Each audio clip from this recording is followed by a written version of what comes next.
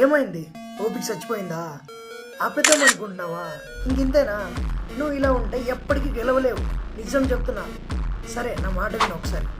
ఒక్కసారి నువ్వు ఇవన్నీ ఆపేసి తిరిగి నీ వీడియోస్ నువ్వే చూసుకో. ఇప్పటిదాకా నువ్వు ఏం పీకావో నీ వీడియోస్ ద్వారా నువ్వు చూసుకో. నీ వీడియోస్ నుంచి నీకు పర్ఫెక్ట్గా కంటెంట్ వస్తుందా? నీ వీడియోస్ ద్వారా నీకే యూస్ఫుల్ ఉందా లేదా అది చూసుకో. నీ వీడియోస్ నీకే యూస్ఫుల్ లేవరా, ఇంకా ఆడియన్స్ ఎలా వస్తారు? ఫాల్ట్ ఎవరిది? నీదా ఆడియన్స్దా? అందుకే ఒకటి ఫిక్స్గా ఇప్పటి నుంచి నీ వీడియోస్ ఒక్కొక్క వీడియో ఒక్కొక్క కంటెంట్ విత్ ఎమోషన్ చూపించాలి.